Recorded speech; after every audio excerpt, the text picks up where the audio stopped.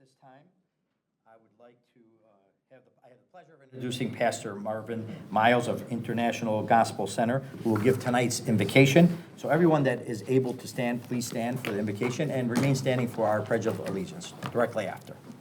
Mayor, you, bless you, whole council, the beautiful city of Dearborn. Let's pray. Heavenly Father, we read in your word, where there is no vision, the people perish. But blessed is the one that heeds instruction.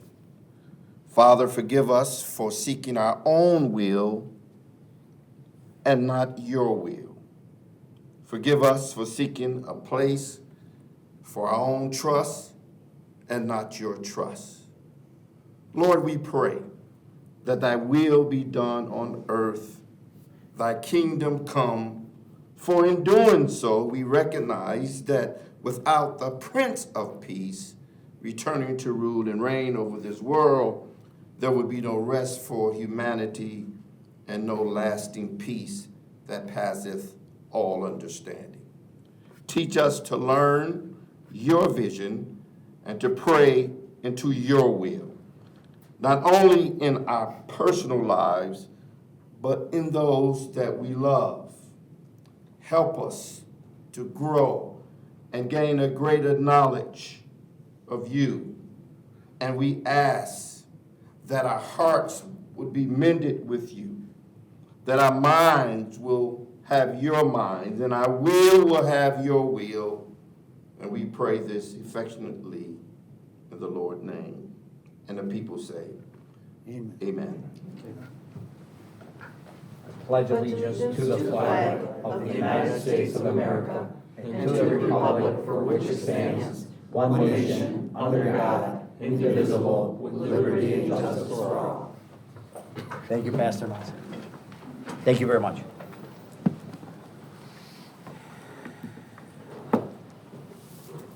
Okay. Next item of business, Mr. Clark. Item number 4, resolution by Council President Pro Tem Herrick, supported unanimously, acknowledging the Bryant Branch Library to commemorate their 100-year anniversary and requesting immediate effect. All right, thank you, Mr. Clerk. The Bryant Branch Library recently celebrated its incredible milestone of 100 years of service to our community. For a century, the library has a beacon of knowledge, inspiration, and connection, enriching the lives of countless residents through its dedication to literacy, lifelong learning, and the cultural engagement. This remarkable achievement reflects the library's commitment to providing access to resources, fostering curiosity, and building a stronger and more informed community. I would like to, on behalf of the City Council, we would like to send the congratulations to the century of success and many more years to come for our Bryant Branch Library. And I know we have our director here, Betty Adams, if you'd like to come forward, and also Rebecca Herman. Is she here? Rebecca, yeah. As Assistant Director of Program and Services to accept this citation. And I know Councilwoman Herrick had brought this forward, so I'd like to see if you have say a couple words before we go forward. Sure. Yeah, thank you. If I may just interrupt real quickly. Yes, Mayor. Marcel Potorak is also here. Yes. Oh, I didn't see Chair yes. of our Library Commission. Yes, thank you, Mr. Potorak. Yes, he's Chair of the Library Commission. You would like to come forward as well. We'll give the citation together. But Council President Pro Tem Herrick. Thank you, Council President. So glad that representatives of the library and the commission could be here this evening to join us. I don't know how many people are aware, but the first library in Dearborn was started by the Garden Club of Dearborn 100 years ago.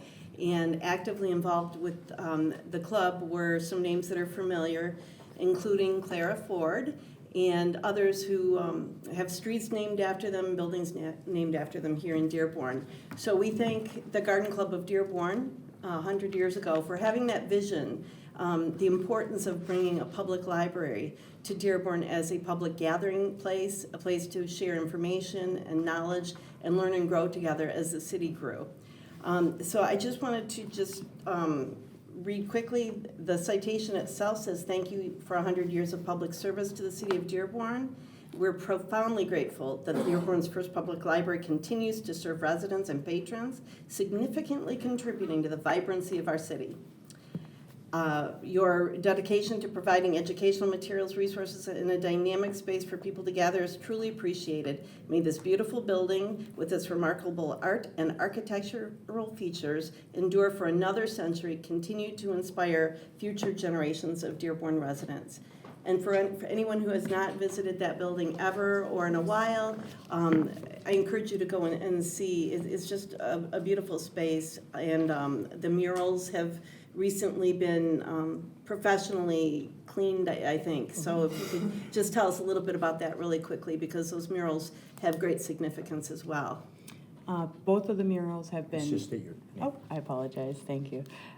Betty Adams, Library Director. Both of the murals on the entrance from Michigan Avenue have been updated and refurbished to bring out their vibrancy and their color, and they are essential cornerstones to the information and knowledge held within those walls.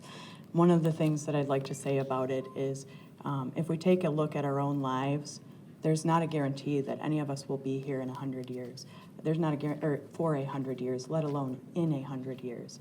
And the magnitude that that can carry for every individual that walks into a library and the potential for success that they can find within those walls is insurmountable, and it's greatly appreciated that you guys are recognizing this exemplary time stamp in history for the Dearborn community, as well as welcoming it into the future for the next 100 years. So thank you. Thank you, Ms. Adams.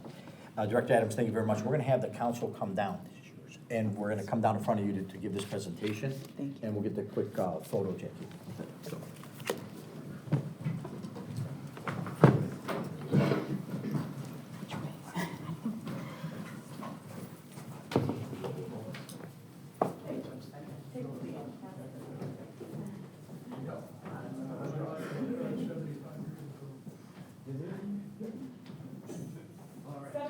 Year card holder here. Anyone top that? Maybe. Hey, that's all right. Get everybody get in, squeeze in. Here, you might want to be right behind, right by the mayor there.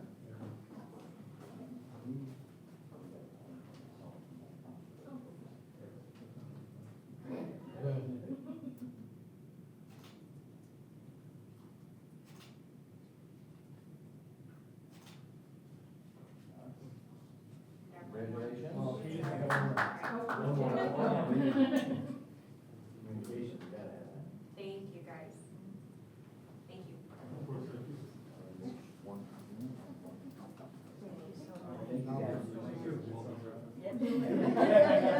We're going to send it over to the store.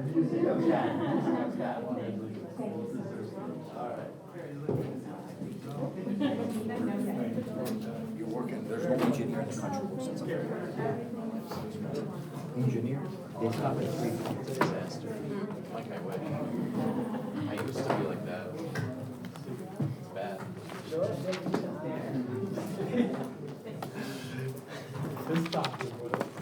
All right. Again, we want to thank the library. You can't really have a really strong community without a good library system, so we do appreciate that.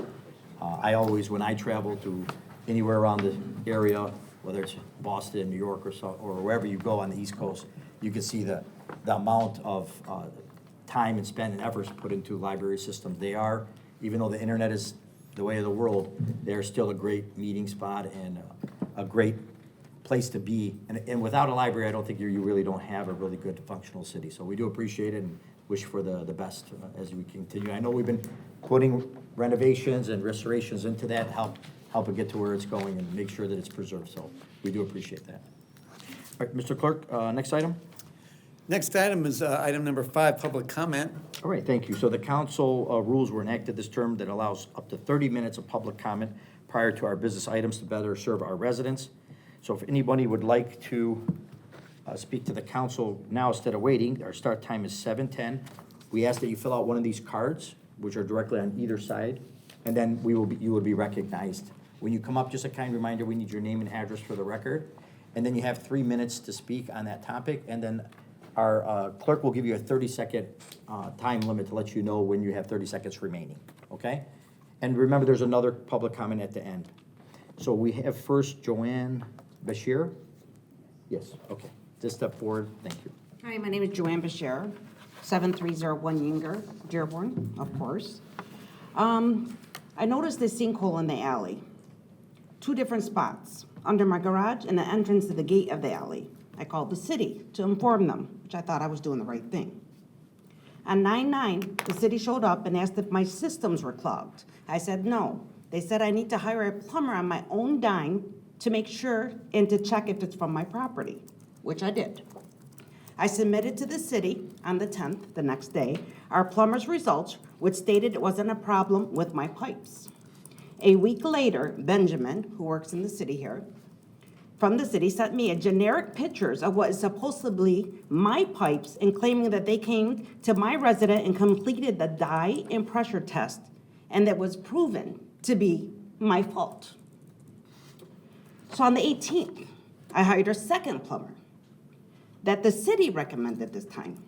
And this plumber said the issue was coming from the middle of the alley at the main. I also showed him the generic pictures that Benjamin sent me, and this plumber said it looks like their main is broken at the tap. In total now, I paid $425, which is a lot to me, and Ben still had no interest in talking to me or explaining anything to me. I submitted the second plumber's results via zip drive, and Ben never acknowledged it, and his only response was, your line is connected, it doesn't matter. At this time, I requested a FOIA. To this day, I haven't received a response to my request for the city's report and investigations details. Never even received a letter granting or denying my request. On the 14th, on 10/14, a city truck showed up to do the dye and pressure test that Ben already claimed happened around September 10th. I asked them bluntly, is this the first time you've been at this residence? And they said yes.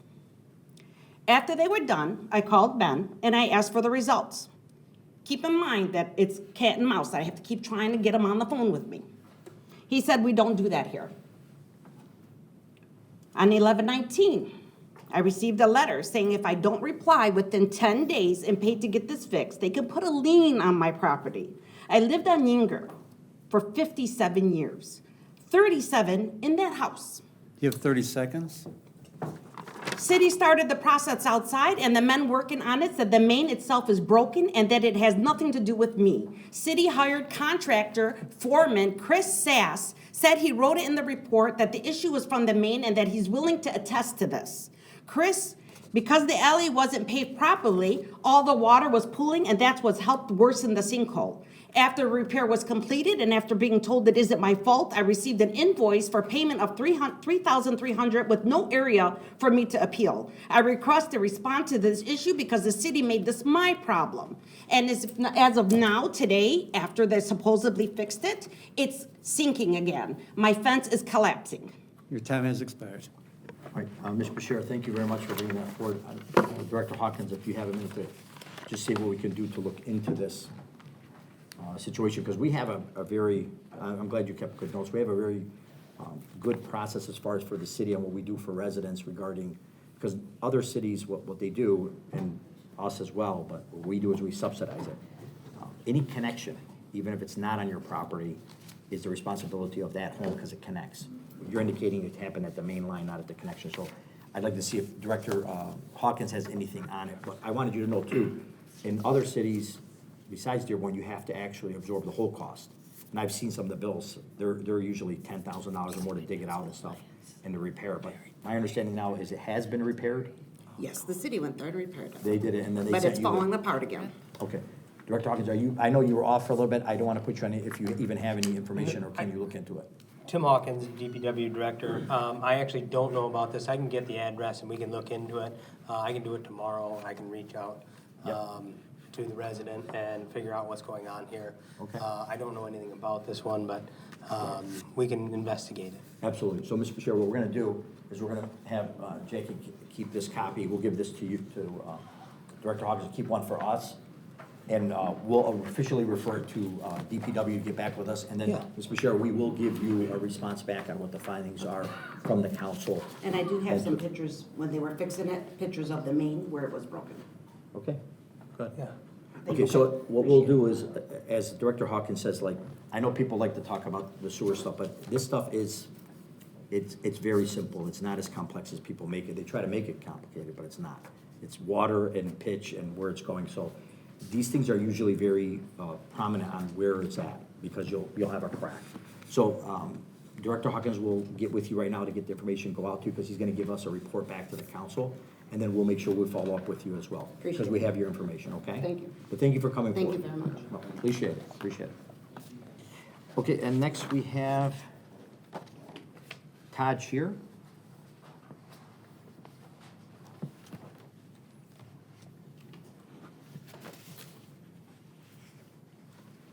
Good evening, y'all.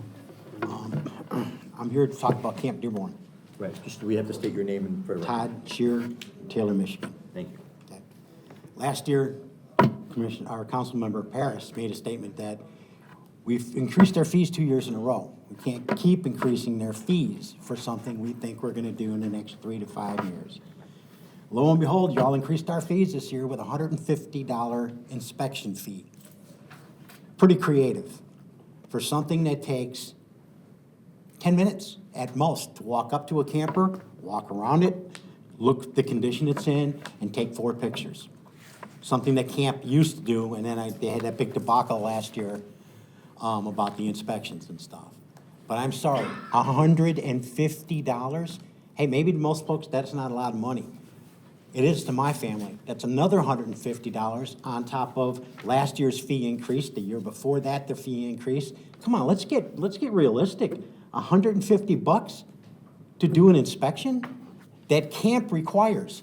Camp used to do. Let camp pay for it. Why are you making me pay for it? You require that inspection, you pay for it. It's cut and dried. I mean, why are you passing that cost down along to me? I did not ask for a third party to come in. Some people said they wanted a third party. That's fine, okay. But $150? Literally, you're going to walk up to a camper and walk around the 4 sides and then take 4 pictures. And that's $150? Man, I want to get in on that because that's good money. I mean, really, it's ridiculous.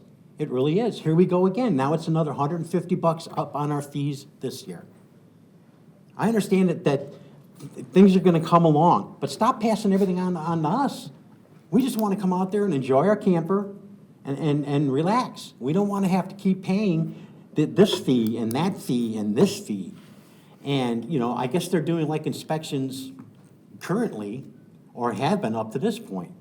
So my question is, if I know that Camp Dearborn, the city, owns the lot, I own the trailer.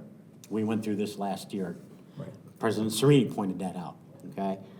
So you're doing the inspections, and you want our lots to be up to standards. Well, who's doing the inspections on Camp Dearborn's lots right now that they're responsible for? Because I was 30 out there seconds. yesterday and got a whole lot of pictures, and this is disgusting. This is ridiculous, what's laying out there from where they're demoing these trailers. If anybody would like to see them, I'd be happy to hand you my phone. You can glance on through them. There's furniture, pipes, the siding of the trailer, parts of the frame. I mean, that shouldn't be there. When they used to do the demos, they would go ahead, they would demo that trailer, and they had a roll-off sitting right there, and went right in there. Your This time has expired, I'm sorry. is Mr. this Sharon? is ridiculous. So, Mr. Sharon, just to address a couple of your concerns, no one up here, no matter what line of work they are, feels that $150 is not a lot of money. We all understand that these are taxpayer dollars. I know, but you said that, so I want to clear that because people watch this stuff, you know what I mean? So we have to make sure we understand. But I want to make sure that you know what was going on. That was a directive from the city council to have a third-party inspection, because I've seen some of the inspection reports. Some saying, oh, well, you got overspray. You know what overspray is, right? When you spray your hair, you know, a little bit of overspray on the lattice on the bottom, they were writing these things up. So I said I felt there was too much inconsistency. So we asked for that. That's not the administration. We asked as a council to get a better inspection so that we don't have, because as you're aware, there was a fire out there recently. There was a couple, Oh, actually. so I'm glad, you're furthering my point. So what we wanted to make sure, and I want to make sure that I understand this right, Director Fletcher, if you can come up real quick. So we asked for this, okay, and we're not doing it to make money. This is what it costs. And when you say you walk around and get 4 pictures, I disagree. And I want to explain to you why. I'm going to tell you why. It's an inspection, and there's something different. The first inspection is going to be $150. After that, it's only $35, because there's things that are electrical issues, there's sanitary issues, there's several issues that have to be addressed, and the first time they go out, it's gonna be more intensive. And we wanted a third party so we can have a consistency, and we didn't want trailer or people visiting the camp saying, I'm getting picked on, his wasn't, mine is, and we wanted to get rid of that and have a more stable third party. That was the direction. And the second time, Director Fletcher, if you could speak regarding, if I'm correct on the fees and the going forward, so we can explain it. I don't know if you have a list of what is inspected, because I know there was electrical concerns, HVAC concerns. There was also some porta potties concern as well, if you can. Yep, good evening, Sean Fletcher, Parks and Recreation Director. You're right on the fees. And then the items that we were looking for were Eagle, the campground rules, so electrical connections, the water storage that's not allowed, the sanitary water, the black water, gray water drainage. We have had issues with that in the past. I think some of that's been cleared up. So those were the primary things. We're not looking at, and I know Todd and I spoke before the meeting about some of the appearance standards types things. We've met with ServPro to talk about, here are the things that we really need you to focus on. This is a first-year process for us. Right. We wanted to make sure it would go as smoothly as possible, knowing and understanding that they're probably gonna look for things that maybe weren't looked for in the past. So I think we've done a good job. Steve Giebord and team have, met with ServPro on site to make sure we're trying to do this as right as possible for the first time around. And the initial inspection, yes, photos, there's obviously the inspection report. They're probably not taking 10 minutes, probably a little longer than that in some cases. In some cases, they have to get in and try and look around things that are in the way and get underneath. So probably gonna take a little longer in some cases.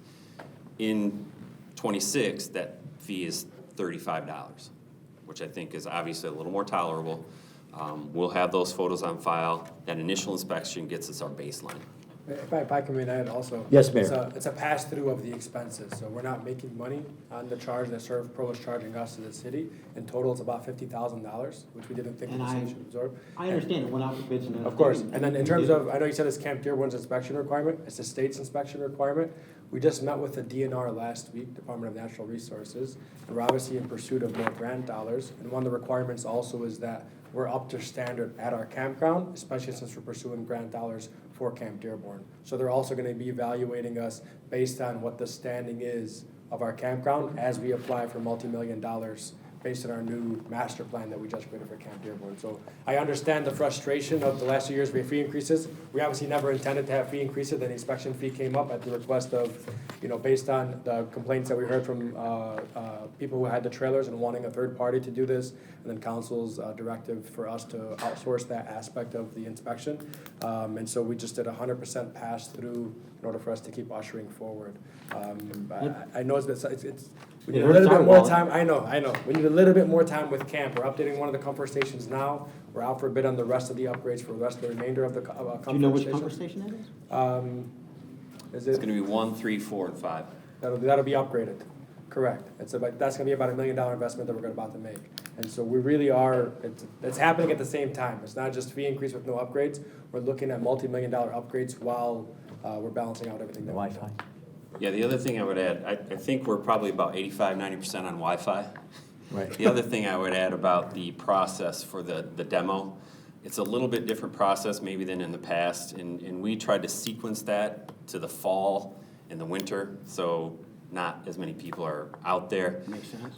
I was out there Monday, and there are some significant piles of I was out trash there on yesterday, sites. When possible, I know the demo crew is taking a trailer off, I think, to the north. My directions are so bad I can't, but the kind of adjacent to the parking lot and demo them there, throw it in the By the roll-off. TB2 entrance. Yeah, some of the trailers don't allow for that, because they can't be dragged over there. So, yeah, there are some piles of debris, there- furniture, and We all they're agree, working on that. there's challenges up there on these trailers that have been there 50, 60, 70 years. So we all agree. But I just want to remind our residents and anybody who's maybe watching, it wasn't too long ago that a proposal was brought forward that had zero support from the council to sell that whole back part of Camp Dearborn. So I think you see a commitment, even though you might not see it today. Well, I think there was a lot of upraising too, when it was mentioned. I know a lot of people came up to the meeting and were against it being sold. Correct. Right, but no, but what we're saying is, I know, but we're talking about two ends of the spectrum, right? On our side now, what we're trying to do is invest. We invested $2 million, is that correct, Mayor, last year? $2 million last year, and then we're trying to reinvest more, and we've done the tenters, you know, a lot of new upgrades, and again, we're working on Wi-Fi. So I just want to make sure the residents know the commitment of the administration, and I can speak for the council. The council is that Camp Dearborn is staying at Camp Dearborn, and we're trying to get it to where it should be. So there is some growing pains. There's gonna be some growing pains, I'm sure, with the inspections at first, but I'm sure you're gonna be happy at the end because you're gonna get a very consistent message, and that's what we need, and that's what we're concerned And about. to put a defined dollar amount, we're actively seeking $15 to $20 million to invest into camp. And I Through some understand, grants. and it's a wonderful thing. Yeah. I'd love to see all the improvements, and I understand what you're saying about, you know, your end of the spectrum and all that, but I want to make sure that our end is heard too. Absolutely. What we think Oh, is yeah. going on. And Without how- question. Well, how that are you 150 in hertz. TV2, is he in the Camp TV2 area? Yeah. Right. So I don't know if you know, there was a proposal by the past administration to sell To that sell it, property. yeah. Right. And it, Right, so now you got this administration, this council putting money into it, so there's two different spots. We're trying to get it where it's supposed to be. Believe me, we have full commitment to Camp Dearborn and reinvesting. and I'm glad to see that a lot of that trash in the back went, because they were bad. It Yeah. was a real eyesore. Yeah. But those piles of debris and stuff laying there, that's not much better. No, you're And- right. and I That's gotta tell you part of again, the process. $150 to me working, Joe, that hurts. But, Absolutely. you know, I guess we're gonna have to do it. The way it's written in that letter that we received, Yeah. it says if we have to get re-inspected for failing, if we have to get re-inspected, then it's $35. Doesn't say anything about it being $35 next year. Well, I'm glad you brought that forward, so maybe Director Fletcher, you can look into the memo that came from your department to make it clarified, because that does make a difference. That's how we were told, and Mayor, that is correct, right? Correct. It's the initial inspection, because they're not gonna check your wiring after they check it once. I mean, like you said, there was a couple fires up there, thank God nobody was, no life was lost, but we have to make sure that, you know, those things are very important, so. And they've been, like you said, grandfathered in the past administration. I know we put $1 million in electrical out there. So we're trying to do, we're trying to do the right thing, but hopefully you'll see that, you know, that the next year it's gonna be substantially different and a more cohesive. We have some process. surprises for opening day this year in session. All right, good. Not any more fees, is it? No, We already got That's a one good surprise. one. That's a good one, Todd. nothing related to pocketbook issues. All right, well. Councilwoman Herrick? Thank you for your time. Thank you. Thank you for coming, Mr. Scheer.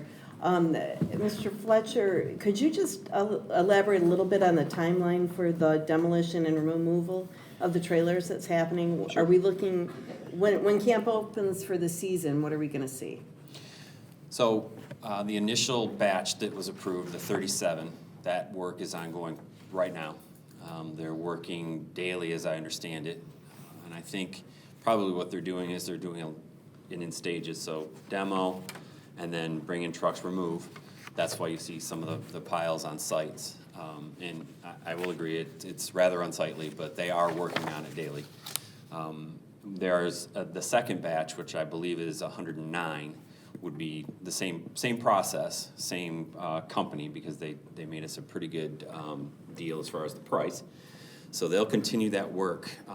Your question about what will you see come springtime.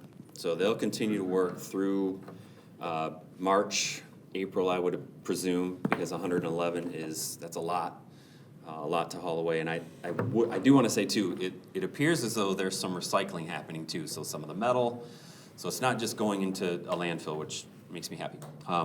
So continue that work. What you will see, and I've talked about this before, is where you might have seen trailers stacked in, 3-4 feet apart. You won't see that anymore. So where you might have seen 3 trailers, you might see 2 in the future. We feel we can get to an ideal number of sites and give a little more space, some fire protection, and I think most folks would love to have a little buffer between trailers. So in a lot of cases, there will be less sites overall, but I think it'll be better for the camper. Thank you very much for that. I do appreciate that, and I agree with you. Again, what the standards were back in the 50s and is different today, and people want a little bit more space then. So I can't agree get over with how you. some of them are, I mean, you can drive down through there, and it may be 4 feet in some cases. It's pretty tight. Well, we do appreciate it, and keep up the good work. I know it's a little challenging with the recycling, and I know we have talked, and I think you did brief the council regarding the demolition process is changed, where they have to break some of it down there and then carry it away, so we understand. But again, I think, Mr. Shearer, to his point, we just got to make sure that they're fulfilling their contract duties and getting it out of there as soon as possible. For sure. All right, thank you very much. You're welcome. All right, our next person here is Mr. Hamza, Armo Hamza. Yeah. If you just step forward and state your name and address for the record. My name is Amr Hazam. I live on 7321 Indiana Street. And today I'm here on behalf of wanting an update on the food truck ordinance. So I know there's been a lot of back and forth, and I know you guys have a lot on your plate, but as food truck owners, we're struggling not knowing what sense of direction or lack of sense of direction of what we're doing with our businesses, right? So some of us want to upgrade our food trucks. Some of us want to maybe not invest into our current businesses because we don't know or what's to come from the city in terms of ordinance and where we can actually do business. And I feel like there's been a lot of rumors that we hear down the mill, but there's never really been, any real sense of direction. And I want you to understand that it's not easy running a food truck, and you have to put in a lot of work, and you put in this time and effort, and then you get to a point where you are successful, and you want to put money back into your business so you can grow.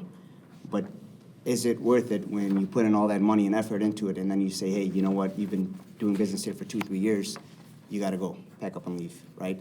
And I understand that the concern is more of what it does for the restaurant business, the brick and mortar business, right? And the basic laws of economics would state that competition is good for the consumer. So the regular citizens of Dearborn actually would benefit from having more competition.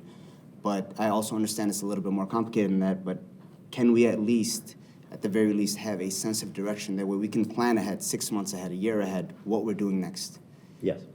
All right, so just to answer that, I know the mayor, I'd like him to chime in. We've been working on it at several meetings, so I do understand and appreciate the fact, I grew up in the restaurant business, so I'm very familiar what it is. But I also know the challenges and the problems we've had with, electricity cords running across, hazards, dumping grease inside of sewers and so on and so forth. So I know exactly where you're coming from, and I would want you to have some direction too, but the council and the administration has had several meetings and several readings going over this to try to fine tune it, to make sure that we give, our brick and mortars their due, right? Because it's not just about capitalism or basic economics, okay? Most food trucks are proof of concepts, and then they morph into full-size situations. But you also have to understand that food trucks are, and remember, I know about the restaurant business. So to me, when they're not going back to commissaries and getting cleaned, and let's be honest, when you're talking about a food truck with a motor on it, that's not what we have. We have trailers that are parked and never moved, with extension cords running across gas stations, with grease being poured into the drains. So it's a problem. I'm not saying it's you, but we have to follow through on these and come with a cohesive situation on where you can and cannot do, because we have to follow the rules, right? Of course. And you can't take up parking spots in a gas station and come up with a permanent structure. See, food trucks normally, the way they're supposed to be ran and where they're ran in other states, maybe they have a better climate, they return to their commissary every day. Every day. Get cleaned properly, get restocked properly, disposed properly, and then go back on the road. They're not in the same spot and then grow legs and get cemented there, and now they're a permanent structure. Because I can speak for the council and tell you that's not the direction we're going, but I agree with you that you need direction. But we also didn't want to make a haste and start telling everybody you have to leave without giving them direction. And that was partly from the mayor, is that we're going to hold off until we get it right so we can bring it forward. So Mayor, would you like to speak on it? So thank you so much for coming. Level 1, right? Yes. Okay, I got it right this time. So here's where we are. I think we're gonna come back. We came before council with kind of several conversations. The last one we had was a very in-depth conversation about the direction that they would like to go. We have that being drafted currently by legal. I imagine we'll be coming back before council for a second study session in February. If council is okay with the guidelines, and those meetings are public. And so I'll make sure you're aware when that meeting is. You'll get an understanding for the direction in that meeting. Once that happens, we will draft the ordinance. We then have to pass it through the Planning and Zoning Commission, through both of those commission boards. And so once they vote on it, then it will come before council for 2 readings. So based on that timeline, if it comes before council for second study session in February, it'll go before Planning and Zoning probably in March timeline, and then it'll come before council April. And so it probably won't be finalized until like end of April, May-ish. And that would be, the ordinance would be finalized? That's when the or we'd at ordinance, least- that's when the ordinance will be finalized. In the ordinance, the council also has the leeway to say the ordinance may be done in April, but it'll become effective 6 months after it passes. Does that make sense? So they can say it'll become effective, that fall, that December, that next January, whatever it might be. So we'll have that conversation as a part of the ordinance to make sure everybody has ample time to come up to code with the new code. Okay. That's, I think the very least we can ask for is something reasonable so that we can Absolutely. plan ahead. And we're- I don't think We 6 totally months- agree with you. I really don't think 6 months would be enough time. Now, just to be fair, because, going through, say you want to go brick and mortar, you take a month and a half to get I the get right it. permits. through Right, the well, what city. we're gonna do, as the mayor indicated, I'm gonna have our executive assistant just take your email, so you'll be notified on the meeting, so you can come in and share your points. But believe me, we agree with you, and if I was in your position, I'd want direction and know where I'm going as well, so that I invest or not invest, or go elsewhere, or so on and so forth. So we hear you, and I want you to know that we could have put down the hammer, because technically it's not legal anywhere, is that correct? Correct. But we Right did- now, it's not legal anywhere, just so you know. Right. But we did not do that because we wanted to come up with a real good plan and give you time to transition. But nobody's trying to hurt any small business. I mean, we've made that statement many, many times. But we also have to balance the needs of our residents. We got a call just yesterday about a generator. And look, I can tell you, I know food trucks too. I had one guy come out and I couldn't even hear the generator. Couldn't even hear it. He told me it cost almost $8,000 for one of those. We got a complaint yesterday from near Ford Road where the lady said she couldn't sleep how loud it was. There's ones that are $299 too, right? Correct. Let's be honest. Right.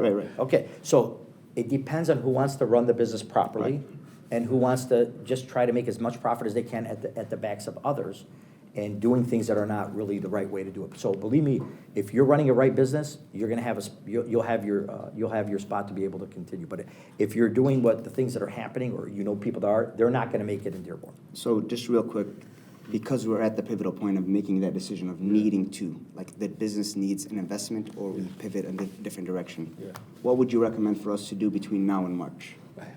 Everything I say is not financial advice. Okay, we preface No, that. of course, Just, of course, Next but to my attorney right here. I would say, if you can wait to come to that February study session meeting, you'll get a clearer sense of where the council will be in the drafting of this ordinance.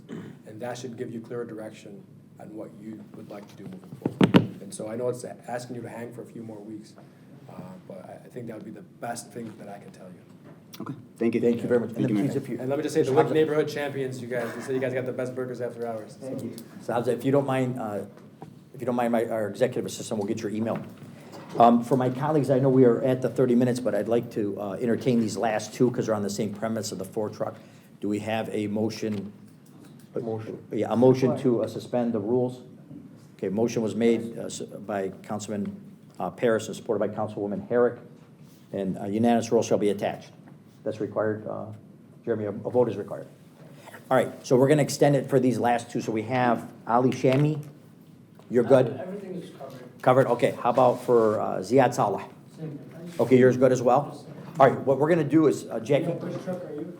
Spot. Your spot truck. Just your tacos are really cheap price. Jackie, here's their cards. We wanna get your guys' emails and and we will make sure that you're notified so you could be at the next meeting. We do appreciate you coming forward, and we're gonna do our best for you. You'll be there, you'll understand more. All right, at this time, I'm gonna close the public comment section at 7:40 and move on to the next item. So before we move to the consent agenda, are there any items that any member wishes to remove from the consent agenda and discuss individually? All right, hearing none, Mr. Clerk, you can proceed. So next item is item number 6, resolution in need of offer and support. Offered by Councilman Abraham and supported by Councilman Enos. Approving all items on the consent agenda and requesting immediate effect. Okay, Mr. Clerk, can we have the roll? Councilmember Enos. Yes. Councilmember Hamud.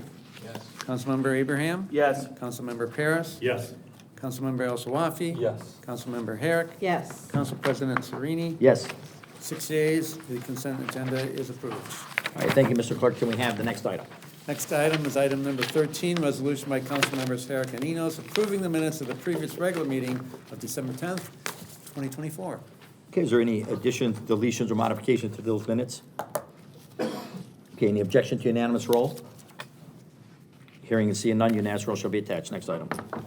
Next item is number 14, ordinance on the table, ordinance number 24-1832, an ordinance to amend the zoning ordinance of the city of Dearborn by amending section 1.03 of article 1.00 entitled Short Title, Rules, Construction, and Definition, article 3.00 entitled Nonconformities, and section 29.02 of article 29.00 entitled Schedule of Regulations, resolution by council members Abraham and Herrick to take from the table for its final reading. All right, thank you, Mr. Clerk. And the unanimous roll shall be attached to take from the table for its final reading. The City Council has requested updates and modifications to nonconformity regulations to provide more flexibility in for existing single-family homes with nonconformities and setbacks. Approximately 45% of the homes in Dearborn were built prior to 1950. As a result, the city's aging housing stock is experiencing increased pressure to do modifications or expansions or necessary repairs to meet modern market standards and preferences. Existing single-family homes are often met with procedural barriers such as strict nonconformity regulations, which permits only small modifications to nonconform structures. The purpose of the proposed ordinance, amended, will increase the flexibility for residents looking to invest in their single-family homes. The proposed amendment will align nonconformity regulations to be consistent with case law and community preferences. The Planning Commission has recommended approval of this that was requested from them on November 18th of 2024, and the Planning and Zoning Division recommend approval to the Planning Commission as well. This amendment will eliminate a significant procedural barrier by reducing the number of cases that will be reviewed by the Zoning Board of Appeals. This is the second and final reading. So, folks, this is something I'd just like to speak on real quick. It's been a long time coming, and I just want to give the simple version of this to our residents. So basically, when you built your house or when you purchased your house conformed to the standards. Then as times change and we change setbacks or change how much concrete you can have, so on and so forth, you are now in what they call nonconformity status, which turned around and changed the whole way that, for example, if you had one broken piece of concrete in your front driveway, you could not replace that piece without giving the entire lot drawn up for the city and see how much cement you have. And then if you weren't in compliance, you would then have to go through the Planning and Zoning Board. So what we're trying to do is something that is nonconformity is not bad. It just means that we change rules over 40 or 50 years. But we don't want the residents to end up having to try to conform to today's standards, which will require a total redo of the house. So this is something we've been working on for a while with planning, as our planning division manager, Kaylee, and of course through the administration. This has been a long time coming to try to find a way to, by the way, to stop people from going to the planning and zoning for these small things, which they were approving already. They were approving them at a very, very high rate. The difference is we're saving the residents the time because it takes literally 3 months to get through the process regardless because there's a notice provision, and saving them the money of going through the planning and zoning and allowing them to go ahead and update their home. So this is a great news for Dearborn, and going forward, we do hope that this is going to lessen the burden on our planning and zoning departments as well. Any other questions or comments from my colleagues? Anyone from the office? I'm sorry, from the office. Administration? From the administration? He's okay. No one from the audience as well. Okay, this is the second final reading. Mr. Clerk, can we have the final reading? This is the final reading of ordinance number 24-1832, an ordinance to amend the zoning ordinance of the city of Dearborn by amending section 1.03 of article 1.00 entitled Short Title Rules of construction and definition, Article 3.00 entitled Nonconformities, and Section 29.02 of Section 29.00 entitled Schedule of Regulations. Okay. Any other questions or comments? Okay, Mr. Clerk, can we have the roll? Councilmember Hamud. Yes. Councilmember Abraham. Yes. Councilmember Paris. Yes. Councilmember El Sawafi. Yes. Councilmember Herrick. Yes. Council President Sereni. Yes. Councilmember Enos. Yes. 7 yeas, the ordinance passes. Thank you. Thank you, Mr. Clerk. Next item. That was such a big deal. It was. I didn't say anything. Next item. Item 15, ordinance on the table, ordinance number 24-1833, an ordinance to amend section 9.02 of ordinance number 06-1111 of the city of Dearborn by rezoning the properties located at 6929 Greenfield Road, 15600 and 15740 Lundy Parkway, from a TR Technology and Research District to a BC General Business District zoning classification. Resolution by Councilmembers Herrick and Enos to take from the table for its final reading. Okay, thank you, Mr. Clerk. Unanimous roll shall be attached to take from the table for its final reading. The applicant is requesting to rezone 3 parcels from TR Technology and Research to BC, which is General Business District. As part of its request, the applicant has requested to place 2 self-imposed conditions on the properties at 15,600 and 15,740 Lundy Parkway that would restrict their use to a multifamily residential dwellings. The 3 parcels constitute a total of 17 acres alongside the north side of Lundy Parkway and are underdeveloped. This request aligns with our master plan, and the applicant has provided a letter stating its self-imposed conditions as well as to development of multifamily residential uses, which is really needed in the city of Dearborn at this time. The Planning Commission recommended approval on their November 18th, 2024 meeting, and the Planning Division also recommends its approval. This is the second and final reading. And for the person out there looking at this as well, in the, say, mid-90s or so, technology and research, which I asked our Planning Division Director last week, she's unaware of this at any other city. This is something that we created during that time for unique type of automotive and really office type of work. And at this time, that use is pretty much extinct, right?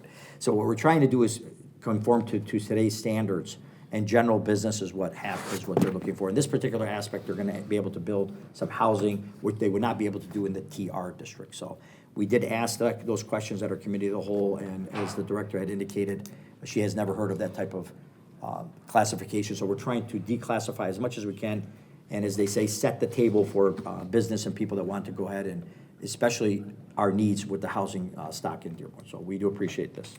Any questions or comments from anyone of my colleagues? Councilman Hamud? Just as far as TR districts in that whole area, honestly, I mean, I'm also really happy that we're heading in that direction because it has been very onerous for people to develop in that entire area. That's why it's sat kind of empty for a very long time up in East Dearborn, where we know there's a big housing demand. So, moves like this are great on the part of planning. And I think what I also really appreciate is longer term, this is one of those problems that the master plan will hopefully solve. That's true. Yep, appreciate that. Any other questions or comments? Okay, Mr. Clerk, can we have the final reading? Yes, this is the final reading of ordinance number 24-1833, an ordinance to amend section 9.02 of ordinance number 06-1111 of the city of Dearborn by rezoning the properties located at 6329 Greenfield Road, 15600 and 15740 Lundy Parkway, from a TR Technology and Research District to a BC General Business District zoning classification.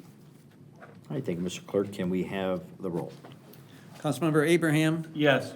Councilmember Paris. Yes. Councilmember El Sawafi. Yes. Councilmember Herrick. Yes. Council President Sereni. Yes. Councilmember Enos. Yes. Councilmember Hamud. Yes. 7 yeas, the ordinance passes. Thank you, Mr. Clerk. Next item. Item 16, ordinance on the table, ordinance number 24-1834, an ordinance to amend Chapter 10 of the Code of Ordinances, the Code of the City of Dearborn by amending Article 2, Section 10-38, and Section 10-38.1 entitled Fire Prevention Code. Resolution by Council Members El Sawafi and Herrick to take from the table for its final reading. Okay, thank you, Mr. Clerk. Any other questions or comments? Okay, may we have the roll? You want the final reading? Oh, I'm sorry, I thought you read the final reading. I'm sorry, you're right. Yeah, you did, yeah, you, Councilmember Paris, Yes. Councilmember Osawafi, Yes. Councilmember Herrick, Yes. Council President Sereni, yes. Councilmember Enos, Yes. Councilmember Hamud, Yes. Councilmember Abraham, Yes. Oh, I didn't? Councilmember Paris. Yes. 7 yeas, the ordinance passes. All right, that's item 16, right? Yes, sir. Okay, so I think, yeah, I'm glad you caught that. So I think I have to put that on the record. I didn't finish the part, I thought we were still on the other one, that's what it was. So I get you as far as, I appreciate your question, but just for the record, so everybody would know that Dearborn, this is the fire department, and to improve public safety and ensure building compliance, they're asking us to go ahead and adopt the 2024 International Fire Code, which is the IFC. These are materials that haven't been updated since 2015, and this update on the code reflects best practices and technology advancements, growing awareness and fire safety challenges that plays an essential role in the safeguarding for our Dearborn future. This is a fire code update, so I apologize, Mr. Clerk, I had Okay. you read that. But But I you was going have crazy that. there for a minute, but I wasn't. Okay. All right, you got it. Do you mind So, if I just have one question? yeah, on this item? Yeah. Yeah, absolutely. Go ahead, go ahead, Councilman Hamud. Yeah, I'm fine with it, because I understand like the basics. Is the fire chief here? Yeah, Oh, Deputy okay. Fire Chief. I just want to understand, will this have any impact as far as construction and things like that, you think? Did you guys evaluate the differences from the 15 to?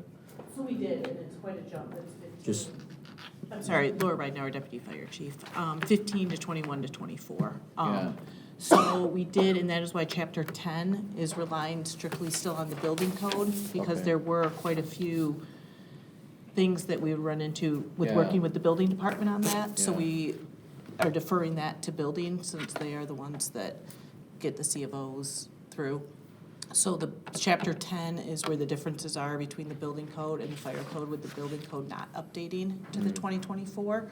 The rest of it has been evaluated, and there's minor changes. I think electric vehicles weren't in 2015, lithium-ion batteries, that kind of stuff. So, but there's not a conflict between the building code and the fire code. Which makes sense, because the building code's maintained by the state, and Correct. so the state may have already been implementing some of these, you think? So the state has not updated from the Oh. 2015 building code. So our Oh. building department can't do that until the state does. Okay, And so that's why we didn't want conflicts between Okay. the two chapters, and why we're deferring to them. okay, interesting. So how does this actually affect residents then? So it's businesses, the International Fire Code is only for businesses, and it would be, like I said, we're running into some issues where lithium-ion batteries weren't covered in the 2015 code, so it helps us identify how those buildings should be sprinklered, separation from those buildings, and the fire code is only a maintenance code, so it's not retroactive. So Okay. it'll Yeah, I just be figured. for, Okay. for new things coming through. Okay, all right, well, thank you. I think pretty important. yeah, thank you. All right, so Mr. Clerk, you have the final reading already, and you have the roll, correct? Yes. All right, so next item. Item 17, ordinance number 25-1835, introduced by Council President Pro Tem Herrick. Synopsis: an ordinance to amend the Code of Ordinances of the City of Dearborn by adding Chapter 20, Sections 20-1 to 20-6, entitled Transition Following an Election. All right, Resolution by Council Members Enos and Paris to table the ordinance. Thank you, Mr. Clerk, appreciate it. So currently, there's no established procedure in the city to prepare for newly elected officials with a transition process to office following the election. The proposed ordinance creates a formal transition process for newly elected officials by establishing a transition period for starting, so that the person, an elected official, has their capacity as of January 1st. We create a transition officer who's responsible for holding orientation, information, meeting with the mayor-elect, council-elect members, and a clerk-elect member as well. Establishing an office of mayor-elect, council members-elect, and clerk-elect. Requiring newly elected officials to be provided with standard issuance of normal documents that they will receive, such as budgets, contracts, city tax rates, and other comprehensive reports as well. The board, all of these things will be listed as far as what they were able to receive, and this is the first of two readings. Any questions or comments on this?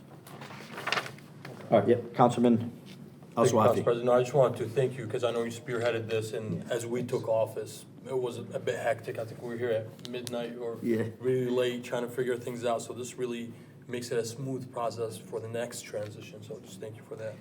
No, I do appreciate it, and for residents out there and knowing Dearborn history, there was so many years that you didn't have very much turnover in elected officials in the city of Dearborn, maybe one person. But as you've seen at this time, it's definitely needed for someone to come in as the mayor or as the clerk or as a council member on January 1st and not even having a key or a badge or any documents or any information. We wanted to make sure this was a process that can be followed, and it's going to be done by the transition officer, which will be the chief of staff, which will be able to give all this information. So when you come in January 1st, you can hit the ground running. So we definitely felt it was necessary. The charter speaks on this, and we wanted to make sure that we formalized it here tonight. So this is the first of 2 readings, though. Any other questions or comments? Appreciate your confidence. Well, you didn't get a key till the day after, so we want to make sure this worked. All right, unanimous roll shall be attached unless there are any objections. Hearing none, so is attached. Next item. Item number 18, ordinance number 25-1836, introduced by Councilmember Hamud. Synopsis, an ordinance to amend the zoning ordinance of the city of Dearborn by amending Article 18 entitled 1A Light Industrial District. Resolution by Councilmembers Enos and El Sawafi to table the ordinance. All right, thank you, Mr. Clerk. So the IA, or Light Industry District, has a primary been used for warehousing district and has a difficult to be repurposed as large buildings cannot be used for much other situations. While it is intended for Dearborn's IA district to go through more comprehensive overhaul after the completion of our master plan, it is recommended at this time that the ordinance be modified to allow indoor recreational facilities as a special land use in the IA district. Structures that are best suited for indoor recreation facilities, such as indoor soccer field, are those designed as an open, expansive warehouse. In addition to being a special land use, there will also be specific site development standards that apply to indoor recreational facilities that would help ensure appropriate sites are selected. Those standards are as follows. Indoor recreation facilities shall use setbacks of minimum of 50 feet from any property line that abuts a residential district. The location, design, and operation of an indoor recreation use shall not adversely affect the continuous use, enjoyment, and development of their adjacent properties, and the indoor recreation shall have direct access onto a major thoroughfare. This recommendation was approved by the Planning Commission on their December 10th, 2024 meeting, and this is the first of 2 readings. Any questions or comments on this? Councilman Paris?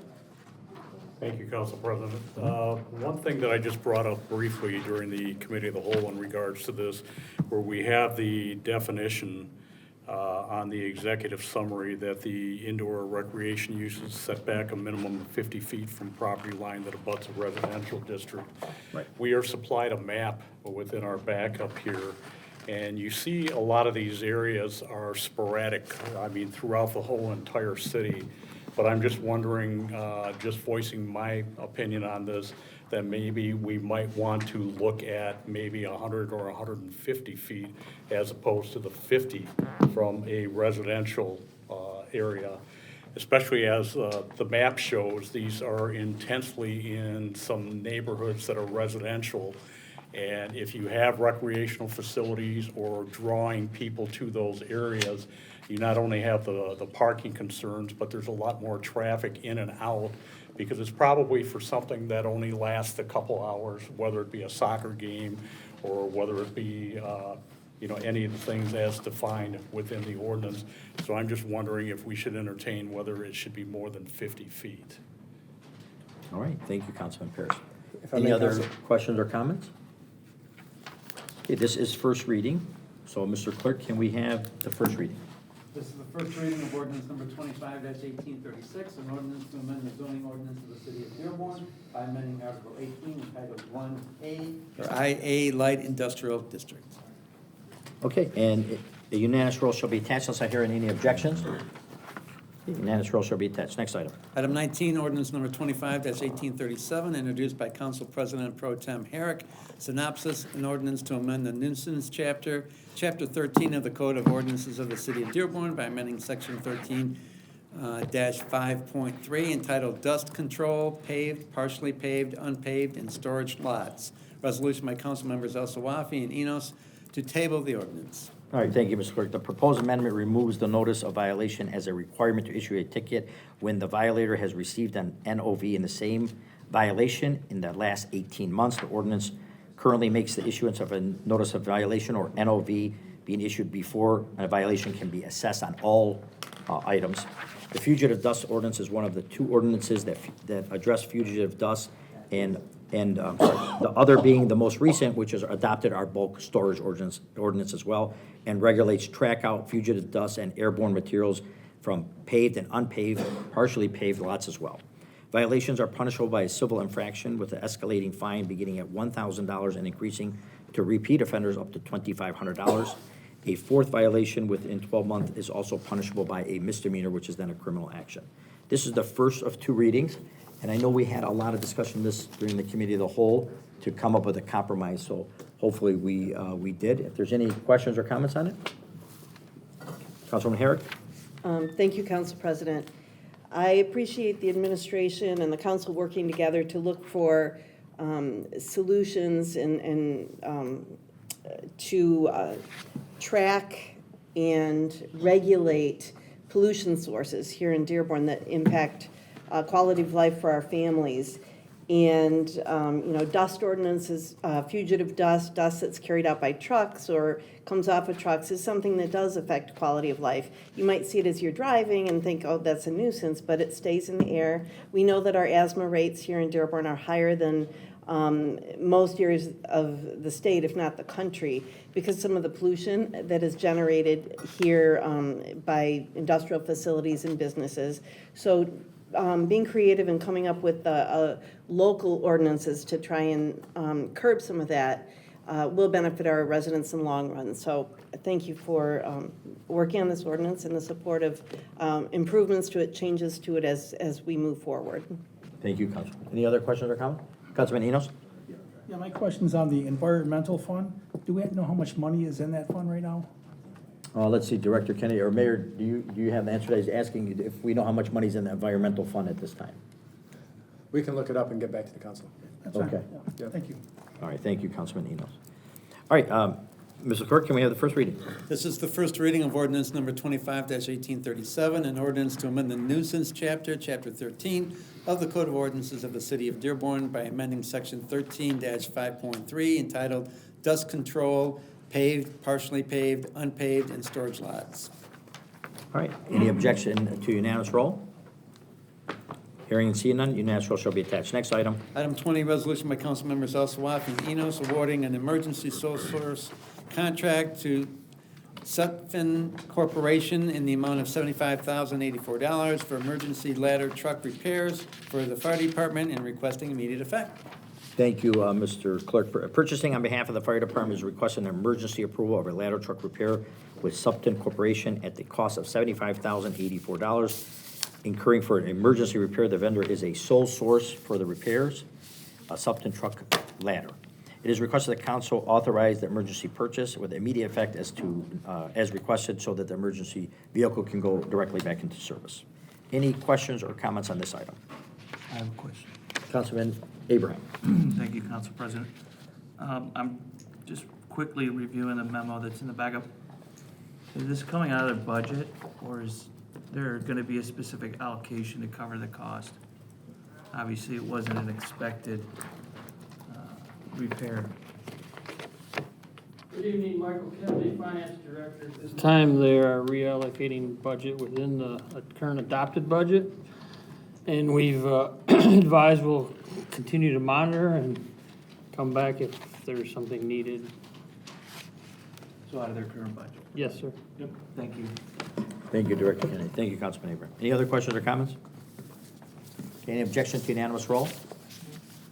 Unanimous roll shall be attached. Next item. Item 21, resolution by council members Paris and Elsawafi awarding a competitive contract to Adamo Demolition in an amount not to exceed $248,525 for the demolition and abatement services of the properties located at 5104, 5112, and 5120 Oakland Boulevard, and requesting immediate effect. Okay, thank you, Mr. Clerk. The Oakman Apartments property has languished for years as multiple owners and developers have unsuccessfully attempted to renovate these 3 apartment buildings.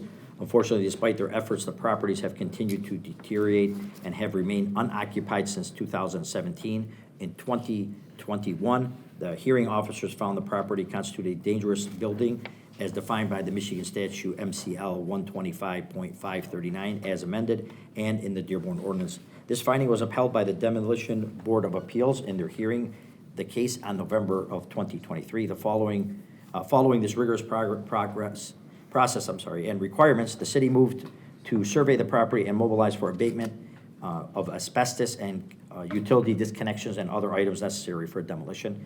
Purchasing on behalf of Economic Development recommends the competitive purchase of demolition and abatement services of the properties of 5104, 5112, and 5120 on Oakland Boulevard to Adamo. I'm not sure, how you pronounce that, George? Adamo, got it. Adamo Demolition. The value is not to exceed $248,525. The City Council approved this contract. Will also allow the city to continue enforcement on the demolition process as stated under the housing law of Act 167 of 1917. This includes purchasing remedies to recoup the costs associated with this demolition. It is requested that the council authorize this award with immediate effect. So any questions or comments on this? Councilman Pierce? Thank you, Council President. I really want to say about this property, I think a lot of people have been watching to see what's going to develop with the Oakland Apartments on Oakland, just north of Michigan Avenue, those 3 buildings. I know personally I've turned in a couple of different requests for abatements for tall grass and for the condition of the buildings, and it definitely was an attractive nuisance. Many of us may recall even back, I think it was December of 2016, we had an emergency evacuation because it was not fit for habitation anymore, and the city, I believe, incurred the cost to go ahead and put a lot of those residents that were in those buildings in hotels and motels. And ever since that time in 2017 on, a number of hearings took place with the Zoning Board of Appeals and also with the Planning Commission to try to bring that property back. I think there were 60-some apartments. They wanted to go down to 61 bedroom units and try to make a go of it. Even made some improvements like putting windows in there and so on, but it just has not come to fruition. But I just wanted to emphasize that it takes a period of time to go ahead and address these issues, and really happy to see that this is coming forward, just like some other issues that we have in the city with some other buildings or eyesores, attractive nuisances. So I appreciate doing this, and thank you. Thank you, Councilman. Councilman Abraham? Thank you, Council President. I just want to thank the administration for the information regarding the reclamation of the brick and the repurposing of some of the building materials. I'm not sure what that's going to equate to when we're done, but I think with the eye on the future and where this community's at, I'd like the purchasing department and the mayor to consider, in the relatively few times that the city's involved in private demolitions, that we somehow try and integrate that into the proposal that they're bidding on, so that the priorities of the community weigh in on how the buildings will be handled. I'm not sure, I read the memo, I'm not sure what the market is for brick anymore or repurposing of building materials, but to the extent we can avoid letting these building materials end up just in a landfill, I think that would be great. Agreed. Thank you, Councilman. Thank you, Councilman Abraham. All right. Just make one comment, Council President? Yes, Mayor, I just want to absolutely. say, I hope this demonstrates, we're trying to demonstrate to the residents that we're very aggressive on abandoned buildings and blighted buildings. And so this is one of the largest pieces of blighted property in East Dearborn on Oakland Boulevard. We're happy this finally came through. It takes some time to get through the entirety of the process. Obviously, we also announced that the demolition of Village Plaza will occur hopefully in the late spring of 2025 this year. And so we're really pursuing all the blighted buildings aggressively, and we're not letting them down. Thank you, Mayor. I know there's a couple properties, right, that's like 3 of them that are in the demolition process. So we do appreciate it, because blight does need to get cleaned up in Dearborn, even if it takes the government to get involved. So we do appreciate it. I was here in 2016 when that situation happened. I'm not so sure, I don't believe or remember at all council appropriation to, because that is a private-owned business, to put people into housing, but I'll stand corrected if Councilman Paris finds it, but I want to make sure the residents know that. I mean, if somebody owns their own building, what we did in this case, Mayor, we purchased this building, correct? Through the tax foreclosure?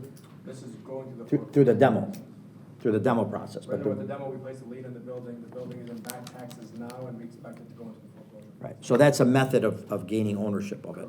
But in 2016, they did have a major problem. I was here, and it was even on the news where they had pipes busted and so on and so forth, and it wasn't habitable. But I don't believe the city or the taxpayers afforded that, the residents there. We are not the owners of the building.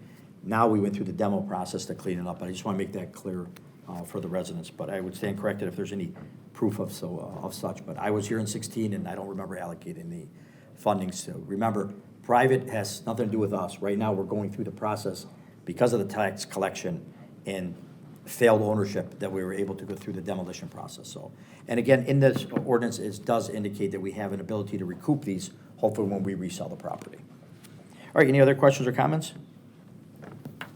Okay, unanimous roll shall be attached. Next item. Item 22, resolution by council members Osawafi and Paris approving the interlocal agreement with the Dearborn Police Department and other agencies participating in the multi-jurisdictional auto theft team known as Southeast Michigan Auto Crimes Consortium and requesting immediate effect. All right, thank you, Mr. Clerk. So in the summer of 2023, the Dearborn Police Department created a multi-jurisdiction auto theft team referred to as SMACC, Southeast Michigan Auto Crimes Consortium. And the team was comprised of Dearborn Sergeant, Dearborn Corporal, and officers from the Michigan State Police, Livonia officers, Dearborn Heights, Garden City, and Detroit officers as well. Each local government unit has dedicated that it is in the best interest to participate into an auto theft team of automobile theft to exercise such additional powers, functions, and duties and responsibilities. The MSACC team funding is subsidized, by the Auto Theft Prevention Authority grant, and the teams focus on the cries of involving auto theft as well. So this agreement is done. Chief, if you'd like to come forward.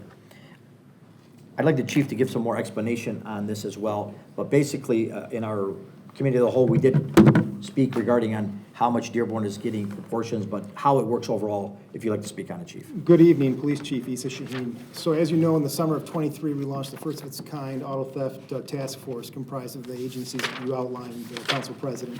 First time we've seen that in the city of Dearborn, housed in the city of Dearborn.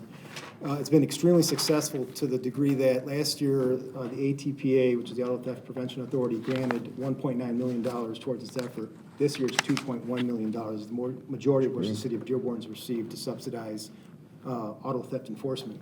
They've had countless successful convictions since their inception, and I'm excited in the very near future to kind of highlight a very long-term investigation. It'll probably be one of the largest you've seen in the nation that's involved a very long-term investigation that we worked hand-in-hand with the feds that I think is remarkable. And I don't want to get ahead of myself, but we're going to be have a press conference next week where we're going to speak to some of the really significant reductions that we've seen across the board in crime, of which one has been auto theft. Since last year, we've been able to reduce auto theft by 22%. Yeah. Which is significant. And I think the other categories, Council President, are also remarkable. So. No, I agree, and I didn't want to mention it because I know that the mayor and yourself are going to let the residents know, but there's no doubt that a year ago we were talking about auto thefts. I remember quoting how many thefts were done in the 90s compared to now, and I remember that conversation, and it does matter, because when you have, I've had an automobile stolen from me. When you have that happen, you do feel, you don't have a secure feeling in your home at all. So it is kind of, it's really, it does affect. So I know that you're going to speak more to that in the future, but this situation here has been working. To say the crime is only in Dearborn, it spreads through the region. It does make a difference. And I do appreciate, because looking at it, that we are still going to get the lion's share of the funds, approximately 40%, where the other municipalities are getting 12%.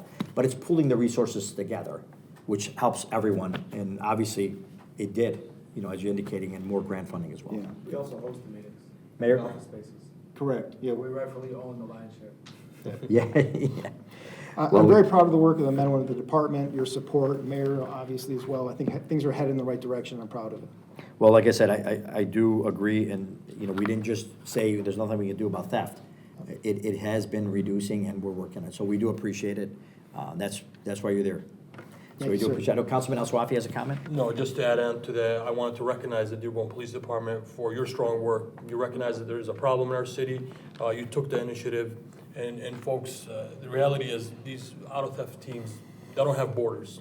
It's a regional issue, and we took a regional approach. So thank you, Chief, for working on that. I give all credit to the men and women in uniform that are out there every night stopping this, so thank you. Absolutely. Well, Under we do your appreciate leadership. Thank you. Councilman Paris? Thank you, Council President. And Chief, yeah, I echo this too, because I remember, back in the day, we did have an auto theft unit within Dearborn, but basically within our own jurisdiction and just a couple of the, communities around us, including Detroit. But even recently, you're bringing attention now, and we are talking about tonight about all our efforts towards auto theft. It's everywhere. It's not just here. But even, I think it was January 7th or just recently with the city of Troy, that Dearborn was even mentioned as helping out the city of Troy, and a number, you're talking about here, I just wrote it down, Troy, Auburn Hills, Birmingham, Bloomfield Township, Canton, Detroit, East Point, Farmington Hills, Lansing, Livonia, Novi, Roseville, Royal Oak, Southfield, Sterling Heights, Walled Lake, Warren, and Oakland and Macomb auto theft units. When a number of, I think there was 7 arrests that were made for 400 vehicles and $8 million worth of vehicles. So, I mean, it's huge, and there's still outstanding people that will be arrested, from the collaboration and cooperation between agencies. But I do commend the police department. You're going to see a case that originated in Dearborn that puts that one to shame. Good. And I'm serious Good. about it. So. It's good that we caught him. Yeah. All absolutely. right. All right, thank you. All right, thank you. Hey, thanks for the work. Any other questions or comments? Any objection to unanimous roll? The unanimous roll shall be attached. Next item. Item 23, resolution by council members Al Sawafi and Herrick, accepting the 2025 State of Michigan Department of Labor and Economic Opportunity Grant, valid from January 1st, 2025 through September 30th, 2029, in the amount of $6 million, and authorizing the finance director to recognize and appropriate revenue in the amount of $6 million into the designated funds as needed: the general fund, facilities fund, fleet fund, and library fund. Also authorizing the finance director to establish projects as needed and requesting immediate effect. Thank you, Mr. Clerk. The city of Dearborn has been awarded the State of Michigan Department of Labor and Economic Opportunity Grant, better known as LEO Grant, in the amount of $6 million. This project focuses on enhancing public safety and community resources through targeted investments. The list of investments that are included in the LEO Grant includes the following: locker room renovations for law enforcement, body cameras, fleet vehicles, building improvements, and a library, Esper Library STEM-focused hub. This agreement will begin on January 1st of 2025 and continue through September 30th, 2029. There's no local match, and this is immediate effect is being requested. Mayor, would you like to speak on it? Yeah, this is just highlighting another successful grant attainment, $6 million. I want to credit State Representative Alabas Farhat, who we kind of tag team together. He navigated the House, I helped navigate the Senate side. Our state rep. Yeah, our state rep, one of our state reps. Yeah. So we're very successful in this. It's going to go to great use. I think people are going to be amazed at some of the renderings that hopefully come forward around the springtime at some of the new facilities and what that will look like in terms of improving the experience for residents at some of these public facilities. And so another $6 million to add to our grant notch. I know we have some people who are can't believe how much we get in grants, but we work very hard for this, and so it's a whole team effort. So thank you to all that went into this. Yeah, no, we do appreciate it, Mayor. It is a collaborative effort. Like, if anybody can notice the Warren Avenue one, for example, we got the same amount that the city of Detroit got, which they're much larger than us. So we are using our resources, and I do appreciate that. From the beginning of your administration, having a grants department has definitely showed a big windfall. And remember, folks, for all the residents, whenever we can get your money back, because it is your money, the federal tax dollars are your money, when we can get our share back, it helps put a lesser burden on the residents in the city of Dearborn, allows us to do more of our infrastructure as well. So, and I do want to thank our state representative, one of them, Alabas Farhat, for his work on this as well. Any other questions or comments? Any objection to unanimous roll? Unanimous roll shall be attached. Next item. Item 24, resolution by Council President Sereni, supported unanimously, offering condolences to the family of John Jack B. O'Reilly Jr. and requesting immediate effect. Thank you, Mr. Clerk. We are deeply saddened by the passing of our esteemed former mayor, John Jack B. O'Reilly Jr.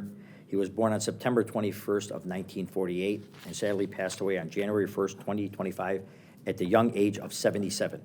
Jack leaves behind his wife of nearly 50 years, Christine, and his children, Devin, Sean, Dylan, and his grandchildren, Quai, Quinn, Madison, Connor, and Henry. Jack served as a city council president for 17 years, from 1990 to 2007, and then as mayor for 15 years, from 2007 to 2021.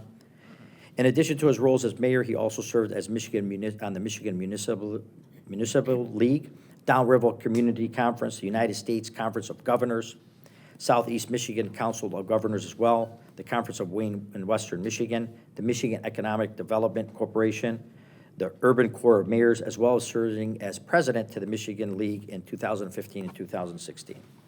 Before his work in the city of Dearborn, he worked as a Washington staffer counsel for the district director for U.S. Representative John Dingell before running for public office. Mayor O'Reilly was a true public servant and not a politician. He excelled in his position because he always kept Dearborn's best interests in mind and consistently working towards continuing building the bridges with other communities. Some of Jack's mayor's major accomplishments was expansion of our fire department into taking into Dearborn, into the city of Melvindale as well. His vision to purchase up properties, which I was here at that time, on Michigan Avenue during the recession and the foreclosure process throughout the country, led to Ford Motor Company's Wagner project on Michigan Avenue, which everyone can see the fruits of that labor. And also another very proud project of our mayor was John Dingell train station that was created during his tenure as well, which took many years to go through, and we do appreciate that. Mayor O'Reilly's focus on unifying the city as a whole was known for his One Dearborn approach. Jack inherited this dedication for public service from his father, John B. O'Reilly Sr., who served as both the police chief and the mayor of the city of Dearborn. During his tenure, Mayor O'Reilly Jr. worked tirelessly to rebalance the city's budgets while focusing on the right priorities to improve the lives of our residents, foster growth, unity, and the continuous progress and investments in our city. He improved residential neighborhoods, recreation facilities, public safety, and economic development in Dearborn.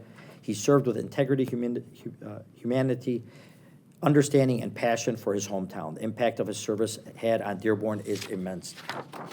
Jack also had a love for the performing arts. In many years, he graduated as a theater major from the University of Detroit. He performed as a grandfather in the Nutcracker for more than a decade in the Noretta Dunwar School of Dance. He appeared in many small movies in the 1970s and even acted in commercials. He enjoyed talking to his kids about museums and visiting music performances, helping with school projects, and even took active roles in them as well.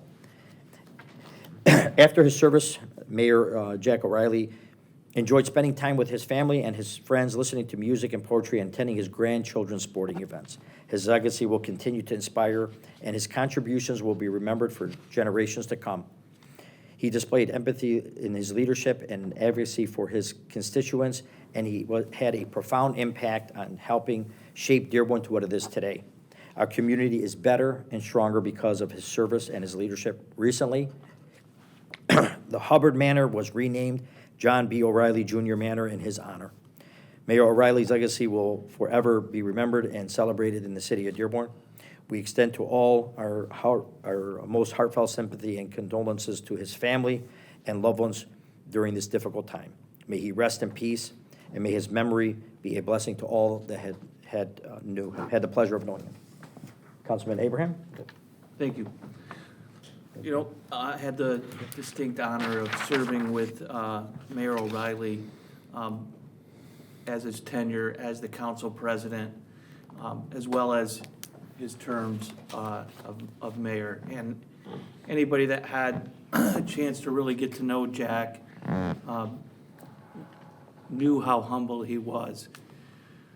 For a public servant and a leader of this community for so many years and decades, Jack never really had the ego to go along with the accolades of being elected to public office for so many years and so many terms. He liked people to call him Jack. It wasn't disrespectful to him. That's who he was. That was his persona. And for a man that grew up, or a person that grew up having a father that was a mayor and being involved in the public and in the community for so many years, he equally balanced that with having a very private family life. You'd see him around town, but he was dedicated to his wife and his children as much as he was the Dearborn community. And I think people that had the pleasure of really getting to know him and become his friend understood that one thing you would know you were getting from Jack was you were getting his best effort at what was best for Dearborn. Most of the time it turned out great, not always, but you knew Jack's heart was in the right place and he was making thoughtful decisions for all the right reasons that were on the table in front of him. And he can never be criticized for anything but doing a great job for Dearborn. So we're gonna miss you. Thank you, Councilman Abraham, and I know the mayor would like to speak as well as the tribute that is going to be happening as well. Mayor Hammoud. Yeah, thank you so much. I never had the privilege of working alongside Jack within the city. Obviously, we interacted in my role as state representative and him as mayor. But I'm somebody who grew up alongside his son, Devin. We worked together and are friends, and Devin serves on one of our boards today. I think just demonstrating the commitment that the O'Reilly family has to the city of Dearborn. I want the public to be made aware that on February 1st at the Ford Performing Arts Center, we do have a ceremony for the public. It's from 1 o'clock to 4 o'clock. It's open to all. There'll be many individuals who are coming to be there with the family to provide words to celebrate the life and memory of former Mayor Jack O'Reilly. And so just want to invite the public to participate, to be present, and really to thank a public servant who gave over 3 decades of service to our great city. And to, I think, Bob's point, a very humble individual. Never sought the accolades, never sought the recognition, just wanted to do the work, and we're better off as a city because of it. Thank you, Mayor. All right, and the unanimous roll shall be attached. Next item. Item 25, resolution by council members Enos and Herrick appointing council member Robert A. Abraham to the Animal Care and Welfare Services for the City of Dearborn Committee with a term ending January 15th, 2026, and requesting immediate effect. Thank you, Mr. Clerk. The purpose of the mission of this committee is dedicated to enhancing the communication and activities between the city and the Friends of Metro Detroit Animal Shelter. The committee will consist of 1 member from the city council, the council member being appointed to this committee. At my request was Councilman Abraham, and I appreciate you accepting as well. The appointment is for a 1-year term ending January 14th, 2026. This committee will meet bi-monthly. Meeting invitations and agendas shall be distributed by the secretary at least 7 calendar days ahead of the meeting, and this is requested with immediate effect. So this situation happened when we renegotiated a contract with the Friends for Animals of Metro Detroit, and during that time, the council asked that we would have a board through the contract, which the mayor also agreed. So it was to appoint 1 council member for this board. So we appreciate Councilman Abraham accepting that. Any other questions or comments? Any objection to unanimous roll? Good. Unanimous roll shall be attached. Next item. Item 26, resolution by council members Al-Sawafi and Herrick authorizing to renew the citywide membership with the Conference of Western Wayne in the amount of $12,185 for the 2024-2025 fiscal year. Thank you. The mayor's office requesting the authorization to renew the citywide membership for the Conference of Western Wayne, or CWW, for the fiscal year of 24-25. The cost of the citywide membership is the same as last year, which is a total of $12,185. This membership provides the city of Dearborn with a collective voice in the nation's capacity on federal policy and advocacy on issues that concern our city.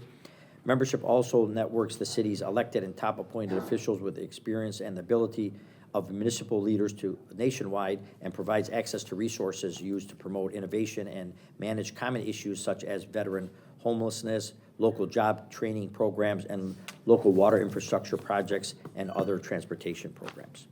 Any questions or comments on this item? Any objection to unanimous roll?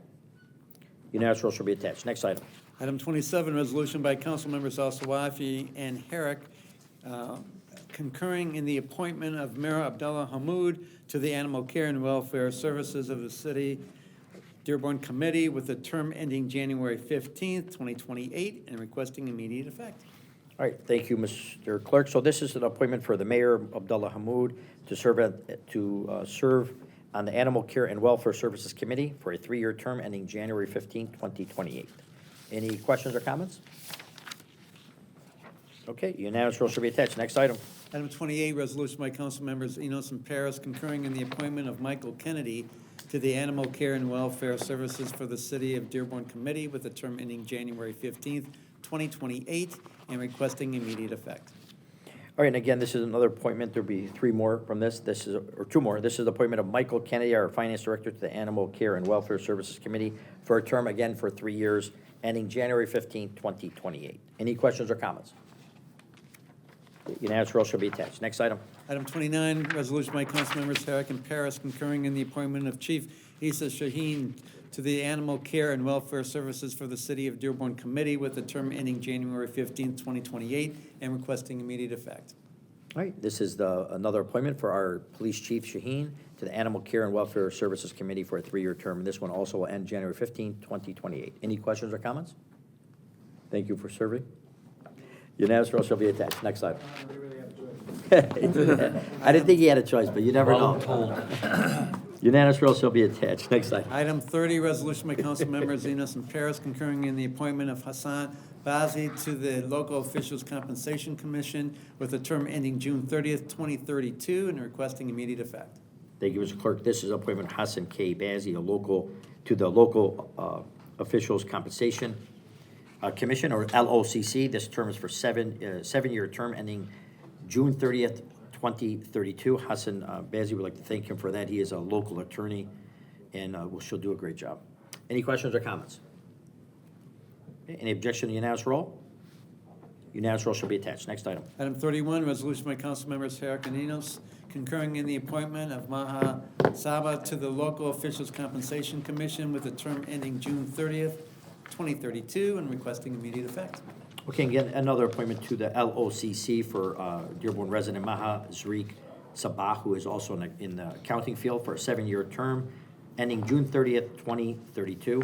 Any questions or comments? Okay. Any objection to unanimous roll? Unanimous roll shall be attached. Next item. Item 32, resolution by council members Paris and Herrick concurring in the appointment of Guadalupe Mata to the Senior Citizens Commission with a term ending June 30th, 2028, and requesting immediate effect. All right, thank you, Mr. Clerk. This appointment is to Guadalupe Mata for a Senior Citizens Commission. This term is for a 3-year term ending in June 30th, 2028. Again, we'd like to thank her for serving on these boards. They are very important and volunteer boards, so we do thank all of our commissioners. Questions or comments? Any objection to unanimous roll? Unanimous roll shall be attached. Next item. Nothing further from the clerk. Thank you. All right, thank you, Mr. Clerk. I just have a couple small things for myself, and I'll open up to my colleagues. First, I was going to mention some of the statistics, but I'm going to wait for the chief and the mayor to propose them. But things are heading in the right direction as far as for our police department and the crime rate, so we do really appreciate that. I somehow had taken over the role of recognizing of birthdays. And I knew when I walked in today and I seen Councilman Abraham wearing a tie that it was some special event. So Councilman Abraham, happy belated birthday, January 12th. Yes, sir. We do appreciate your leadership and your wisdom, and we do appreciate that. Thank you very much. And hope you have a good birthday and a nice cigar. I'm going to enjoy my birthday if the Lions win. Oh, you ain't lying. Everybody will. So thank you again. Before I open it to my colleagues, I just want to mention, as we said in the past, things can always be worse. And as we see, I don't know if, I'm sure everybody has seen what's happening out on the West Coast, but when you really do get to look of how much acreage has been burned and things of devastation, it's really shows you how fast things can change. And we wish everyone in the West Coast a safe and happy return, and hopefully they can salvage what they can. What I can tell you, there is a lot of good organizations such as the Red Cross and so on and so forth that can use assistance. So if you are able to, please look into that. What's happening on the West Coast is unprecedented. And these fires are really impacting hundreds of thousands of people's lives. So if you have the ability to help or support, take a look at some of those great, well-known, recognized institutions to help them support. And now I would just like to turn over to anyone from the council that has anything to add. Councilman Paris? Thank you, Council President. If I may ask the DPW Director, I have a couple comments or questions. If you could, I know it's been a number of months ago, brought up some information and a request about, again, we were talking about attractive nuisance properties or graffiti, damage and so on. And just want to draw attention again to 5063 Wyoming, the Wyoming Lunch Building that is obviously vacant, and the 5021 Wyoming, the Gold Star Market. I had an opportunity to go down there and take a look at it again just recently, and it really is an attractive nuisance. There's a lot of debris, there's a lot of graffiti, there's some gang graffiti, a lot of damage, and I know from one point that we had a discussion a while ago that there was some demolition that was possibly coming forward with those two buildings. And I'm just looking for an update because we got to do something about those buildings. Yeah, thank you, Councilman. Mayor? So those are city-owned parcels. We Right, do we have. purchased those. Yeah, we do have a grant that we're waiting to just renew up within the state of Michigan. And we're trying to just tweak some language that will permit us to use those dollars to demo the buildings along the Wyoming Avenue Strip that we do own, which would include both the Gold Star as well as the liquor store at the corner. Or I think it's Gold Star and Wyoming Lunch. Yep, both of those. So that's the goal. Yep. Appreciate hearing that. Yeah, we don't want to spend money to clean up, but we're just going to demo the buildings. Well, yeah, but I mean, we did purchase that under our tenure. And Correct. the whole purpose was to demo it. Correct. We just disconnected the water to both, and we're giving the disconnects, we're collecting all the disconnects so economic community development can push it forward with them. And is there still logs in the front for the? Yeah, so they don't park So the semis. trucks will park there, yeah. Yeah. No, I know, I mean, that's the reason why we purchased it, but it wouldn't be really economically feasible to power wash it before you break the building down. Yeah. But I do think, I appreciate the comment, and I understand the mayor, but we do need to try to get moving on getting it down as soon as possible. I think that's the gist of what's behind it. And Mayor? don't forget, when we bought the Gold Star, we gave them a few months left to leave and such, and then once they do that, then we begin the process of doing all the disconnections. Okay, that's We have the money as a part of the grant. The way that the state grants work is at the end of the year, you have to wait until the new session begins, and then they renew the language.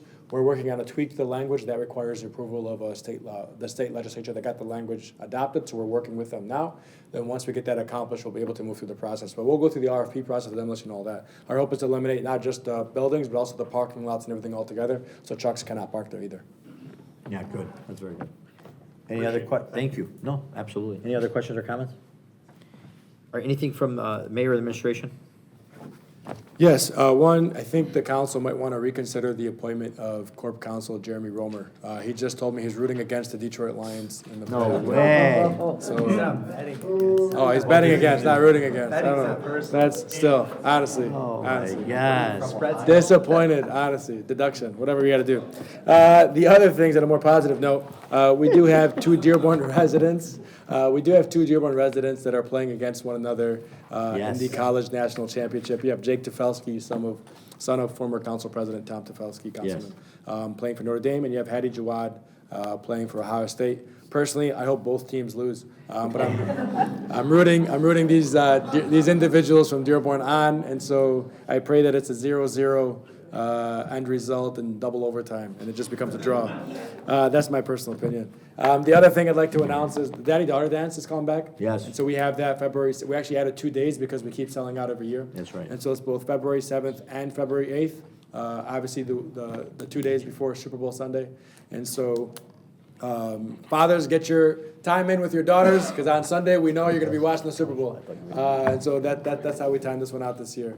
But the theme is the Emerald City, and so hopefully it'll be another success. Shout out to Martin and whole Parks and Rec team and everybody working to make sure it's a success as they do each and every single year. We sell out 600-700 tickets in just a matter of days. It's a hot commodity. People start calling me and asking me to get them tickets. That's awesome. So, I've had that as well. People call for the daddy-daughter dance. They do a great job. If you haven't had a chance to go there, you need to check it out.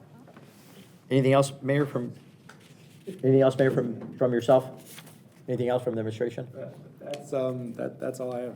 All right, Mr. Clerk, anything from your department? I just wanted to mention that I do have the oath of offices tonight for those that were sworn, or those that were voted in tonight. So if you want to stick around after the meeting, I can do the oath of office. Oh, okay, for the three that are here? Yeah, get them out of the way. That's a good idea. All right, at this time, we will then turn over to our public comment portion. Is there anyone here to address the city of council regarding city business? Please step forward and just kindly state your name and address for record. And a quick reminder, there's a 3-minute limitation. You will have a warning by the clerk with 30 seconds remaining. Adams Library Director. I just wanted to remind everyone that our newsletter features wonderful programs for the months of January, February, and March. However, February 1st, speaking of the youth, take your child to the library day. Henry Ford Centennial Library will be celebrating, allowing children to show up in their PJs and do a whole bunch of fun activities around reading, as well as enter for giveaways throughout the day. It's an all-day activity. Visit any one of our 3 locations and enter yourself to win. Thank you. It's great. All right, anyone else here to address the city council? All right, hearing and seeing none, I'll entertain a motion to adjourn. Motion adjourned by Councilman El Swafi. We are adjourned. Thank you.